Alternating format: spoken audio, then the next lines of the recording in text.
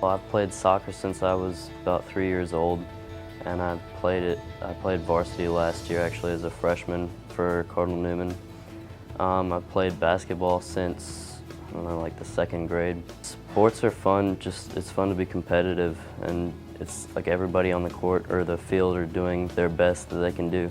And so it's fun to see like what team's better than the other one. I was trying out for my club team, SCUFC, and I challenged this kid for the ball, and I won, and I kicked the ball away. But like we were going towards each other, and like he kind of pushed me backwards, and I was just backpedaling, and my knee just like kind of popped backwards and hyperextended, and you know I went down, and it was really, really painful. I had gone do a little shopping while he was at tryouts and came back and was waiting for him to come off the field, and was surprised when he came off with his arm around someone's shoulder and needing help to get to the car. Of course, you felt sick to my stomach, and was surprised when he got in the car and told me that he heard a pop. It didn't hurt like really so bad that I was crying, but I knew something was up, and so like I didn't play the rest of the day, and that was the second day of tryouts. I felt his knee, it felt like jelly.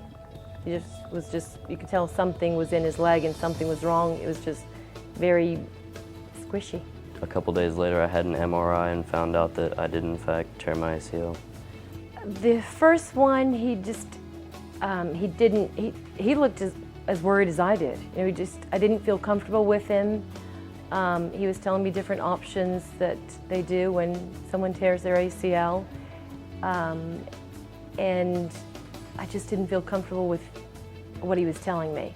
Went for the second opinion, didn't feel much better than the first opinion. He said that because of his age, he still had growing to do, and that he would probably, if they repaired it now, that he would probably have a limp. I went in there with Dr. Guy. He made me feel comfortable. He said he had just done a 12-year-old, and that a lot of success, no problem with him. And he said he just seemed like he could do it, and it just made me feel so comfortable. And so I left there and just knew he was the one. Just wanted to do it. One of the things we've been doing at USC Sports Medicine, and we've done the first ones here at Children's Hospital, is we're doing an anterior cruciate ligament reconstruction, but we're doing them, they're two different ones. We're doing them for kids early in that growth phase, and try to do what are called physeal sparing or growth plate sparing operations, which allow them to continue their growth, but still allow them to have a stable knee and to participate in sports.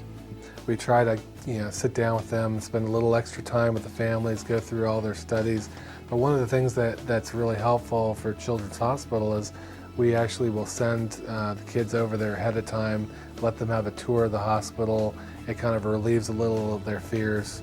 Yeah, I think the kids automatically become comfortable just being in that type of an atmosphere. When we were going to have the surgery done, the nurse that walked us back there, was explaining everything and just made us feel like it was going to be okay. A lot of physicians are still recommending is that they're telling kids, well, why don't we watch it? Let's put you in a brace and see how you do.